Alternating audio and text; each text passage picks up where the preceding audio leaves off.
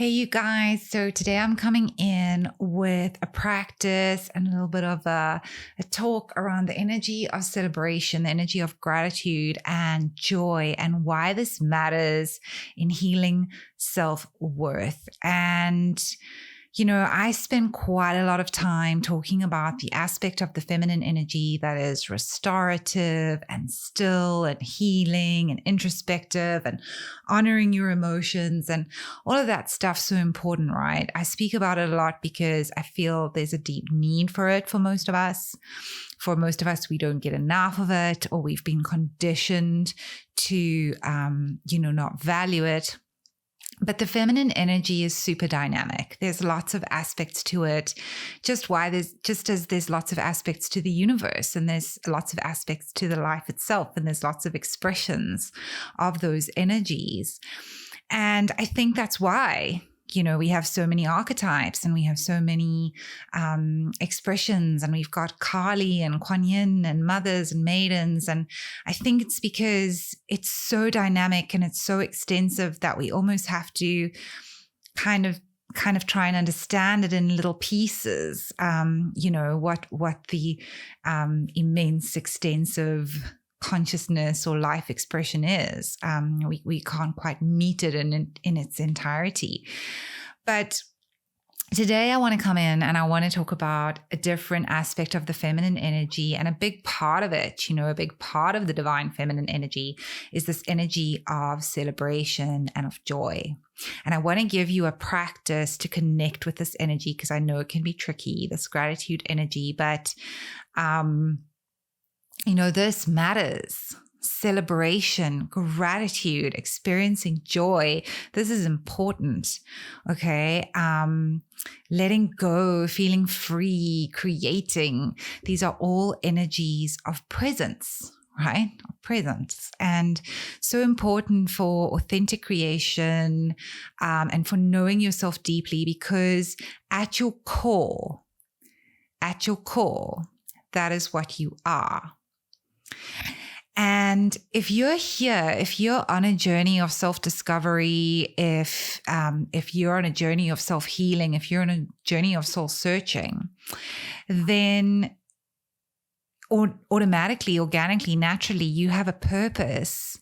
There's a purpose unfolding within you to be a light in this world, to bring more light to the world. Because as you heal yourself, as you discover the capacity of your own light, you begin to shine more as a light in the world. And in order to do that, you have to know your own light. You have to know your own potential to be a light. So this energy of life force, of creation, of expression is symbolized to us in our bodies, in our menstrual cycle, in ovulation, okay, in the moon cycle, in the full moon, in the seasons of the earth, in the season of summer. And as joyful as these things are, as vibrant and as open, as expansive as they are all things that require the energy of power, right? It requires so much energy from your body, first of all, to create that egg. It's the biggest cell in the body. It's one of the most complex cells in the body. So the mitochondria that it requires, the energy that it requires to formulate perfectly is immense. And then to release from the follicle is like a power. There's like a life force that happens behind that. Same thing on the full moon. The world is vibrant. The world is pumping. Summer, it takes so much life force energy for those flowers to bloom, for that fruit to burst forth and be ripe, right? So I'm trying to get you to understand that there's a lot of resilience. In our archetypal work, we're looking at the archetype of the mother. She is the archetype of our inner power, right? Our capacity to hold ourselves and to hold others at the same time. And that energy that it takes when, a flower bursts into bloom, when fruit bursts into ripeness, when even if you think about the capacity of the energy of life force that it takes to birth a baby into the world, that life force energy, it impacts the environment around it. It changes the energy, it elevates the energy of the environment around it. I hope I'm making sense with this in what I'm saying. And so if you're on this journey of self-healing and there is this deep restorative aspect to it, we don't want to also ignore this light, this bursting forth, this entry into joy and this deep practice of gratitude of life itself. And if you're on this journey of self-healing and you're answering this call that there's more to life than meets the eye, and you're going through these practices, that is automatically going to translate into an experience that will bring healing to others. You're healing by nature without you having to do anything, just by being healed, being lighter, being more in touch with yourself as a soul, having a human experience will automatically generate healing for other people, will automatically make you a light, and you can be that light anyway.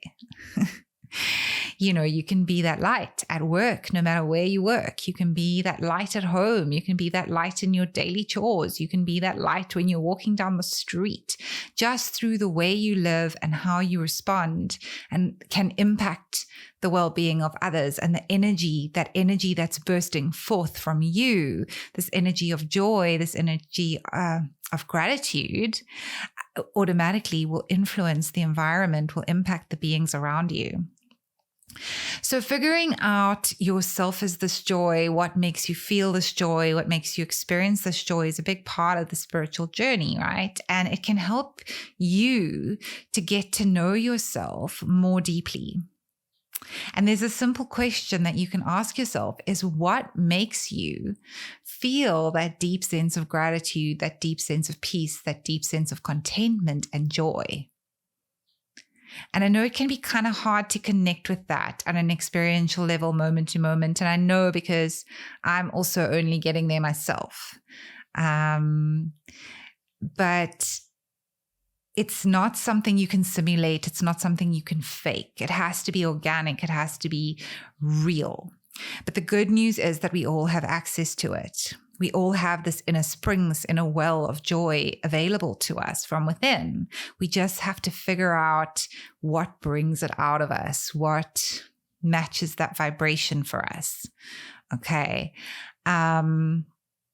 Because when it comes to putting your authentic expression, your creativity out into the world, there's two aspects to it. There's that sense of self that we talk about a lot around here, the self with a capital S, you, the soul, having the experience as a human, which brings you a lot of courage, which grounds you, which moves you out of ego-based behavior, which helps you make choices that are not based in fear or judgment, which is egoic conditioning, which helps you to connect with what is, truly aligned for your soul's purpose. And then there's the energy that helps you to take the action that you need to take in order to create the thing, to see it through, to break the habit, to overcome the doubts, to move through the challenges. And the most sustainable energy for that, the energy we need to continually replenish within ourselves, is the energy of joy and enjoyment. And we must be careful not to think about this necessarily as fun or pleasure, though they can certainly play a part. But fun and pleasure are influenced by our circumstances. And I'm talking about the thing that no matter what is going on in your life, no matter what is going on outside of you, you're able to tune into it, and it brings a smile, or it brings you a sense of inner peace, or it brings you a sense of inner calm or inner well-being. So that's the practice that I'm going to give you today, that we're going to work with today. And you can just close your eyes, put your hand on your heart, and we're going to come to 3 conscious breaths.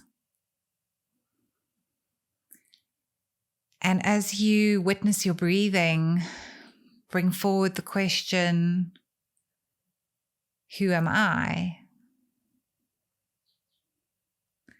I am the one who notices the breathing. Just establishing yourself as the witness. the energy that experiences.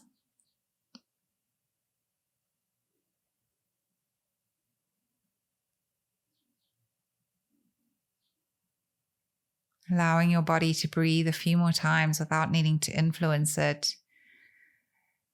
Putting your attention into your heart space. And Thich Nhat Hanh has a practice where he invites the seeds of joy. So as you drop into your body, just take a moment now within that inner world, in that sense of aliveness within you, to just invite a seed of joy into your heart. And if you're struggling to connect with what that may be, harness your mind to call it forward for you. And think of something, a person, a pet, a child, an experience, a memory that makes you feel that immense sense of well-being, of love, of gratitude.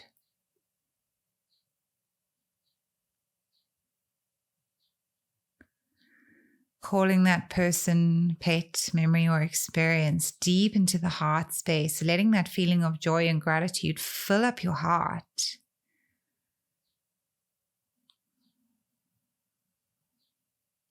Noticing it move through your body.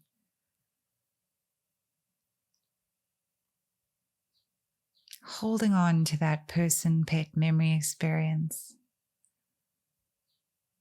Letting it drop. Fill up your whole entire body with that feeling.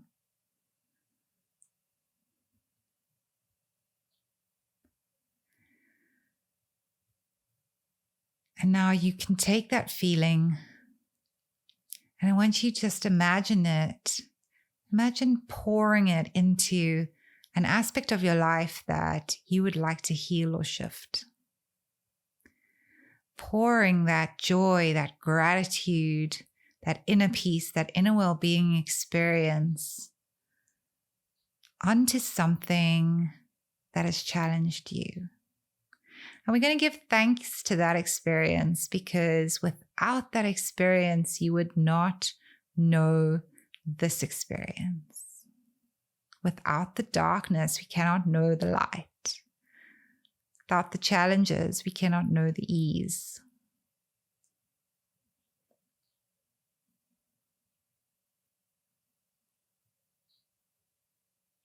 And just giving immense thanks for the person, pet, experience, or thing that has brought you this immense sense of well-being and joy, and allowing that feeling to permeate every aspect of your life.